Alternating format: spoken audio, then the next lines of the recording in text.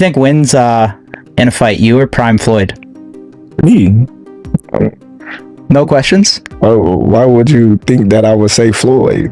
Bud's been the best man for 12 years, but no one gave him credit because he didn't go tell you he was the best man. He didn't market that. He just went out and fought and beat people and knocked people out. So he had to move up and take the bigger fight. That there's not another guy in the world that can beat you right now, that's Mayweather level. Head to head at their welterweight primes, Bud versus Floyd, I feel like a lot of us might actually be picking Bud right now. But what he achieved, I cannot put him above Mayweather or Pacquiao because he got these opportunities so late. This is the problem with Bud's career, right? It bloomed kind of late. Terence Crawford fired back at Floyd Mayweather's claim that he could beat him. Crawford said he would take out Mayweather even in his prime, and that history will remember him as the fighter who never ducked anyone. He made it clear every challenge that came his way, he took it.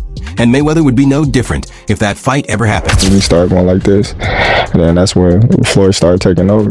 What do you want your legacy to be like when your career's all said and done? What do you want people to remember you for? Oh man, everybody's asking me this question. I always be like, man, it's whatever it's their opinion. Everybody gonna have a different opinion of Terence Crawford, you know. But one thing they can't say is that I ducked anyone. You know, I fought everyone that was available to fight. Dan Raphael says Terence Crawford doesn't even need another fight to prove himself. According to him, Crawford has already cleaned out divisions, unified titles, and beaten elite fighters without ever looking vulnerable. At this point, Raphael argues it's not about proving anything. It's about protecting his legacy. He believes Crawford's resume has already gone beyond what people expected, and chasing more fights won't change his place in history.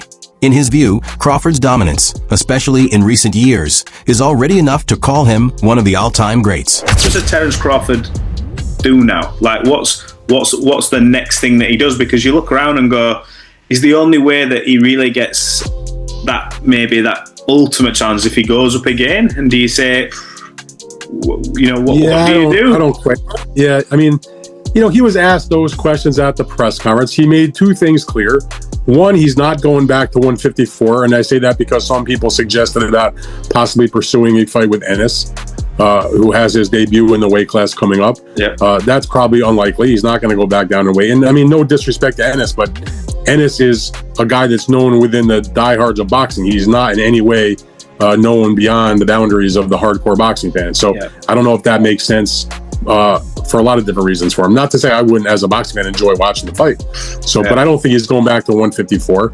He was asked about like a Benavides at 175, and he acknowledged like that guy's really big. I mean, that's maybe a bridge too far. He already went up to 2 weight classes to fight Canelo at 68. So it feels to me like he could either stay at 168 and defend this championship and look to the same types of names that were being thrown around as the types of guys that would have been in the mix for Canelo had he won the fight. And you know, he's going to have mandatories. Obviously, that's the first thing they'll have to look at. I mean, I don't know if he's not going to necessarily keep the belts if he's forced into a mandatory. He doesn't need the belts at this point, but there might be something appealing to him. You know, for example, you know, and Billy had a great fight on the undercard, although he's been ordered to fight a rematch in that fight. That was, you know, like fight of the year against Lester Martinez, candidate for fight of the year. The way Terence Crawford destroyed Canelo Alvarez has sparked a huge debate.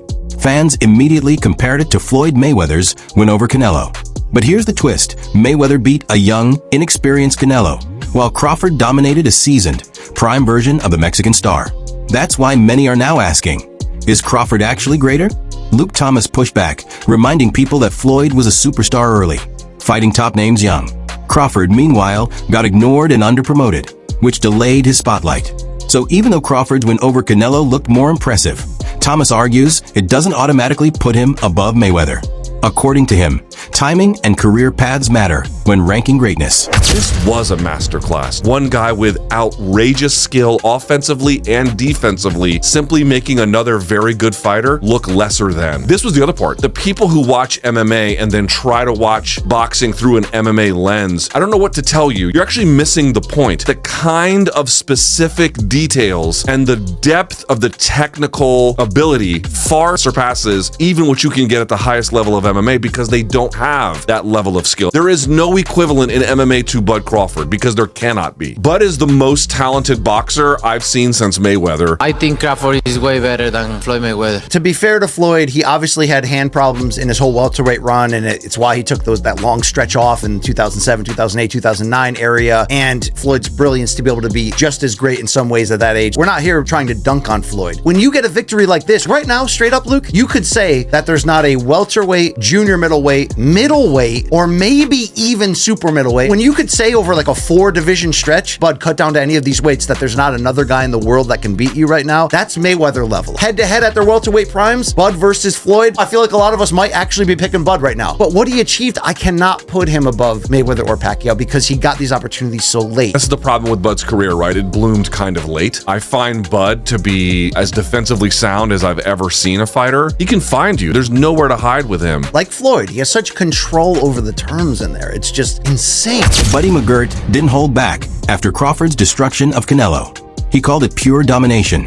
Crawford took control from the opening bell and never let Canelo fight his usual aggressive style. McGirt said the win was so one-sided there's no reason for a rematch because the skill gap was obvious to everyone. In his eyes, this was the legacy moment Crawford had been chasing. Beating a superstar like Canelo stamped his greatness in boxing history. For McGirt, Crawford has nothing left to prove. His chapter is written, and the Canelo beatdown seals him as one of the legends. Yes. Like, what fight were they watching? Right. I mean, it's. I don't know, man. I don't know what some of these guys be doing in this game, man. Some people, in situations like that, they should ask them, listen, just turn in your license, bro. Because there's no way in hell the fight was that close. Right. I mean, come on, man. It's just, it's not fair. It's not fair. You get a guy like Terence got here and dominate from beginning to end, and then you find out he needed the last 2 rounds to win. That's scary, man. It is, and you see how you just mentioned scary. Now, a lot of people are saying, buddy, that type of beating, he's not going to want a rematch. But looking at those gold cards and knowing that, hey, you wasn't too far behind, even though, he did mention that, he's better than Mayweather. But, I mean, what's your thoughts? Do you feel like that was such a beating that Canelo wouldn't want a rematch? No, I think that, in all honesty, personally, I think that Canelo's at that stage in his career right now, that it's a rematch he don't need. He don't need it. You know what I mean? What we saw that night, that's the stage Canelo's at right now. He's fought everybody, he's did everything, but, he passed the torch to the right guy. He passed the torch to the right guy. He lost it to Terence fair and square, and he passed the torch. So if you're gonna have another fight, cool, but you don't need to. You have nothing. He has nothing to prove. He fought Terence and nobody else would. But what do you think? Did Crawford just pass Canelo and maybe even Floyd? Drop your thoughts, hit like, and subscribe for more boxing talk.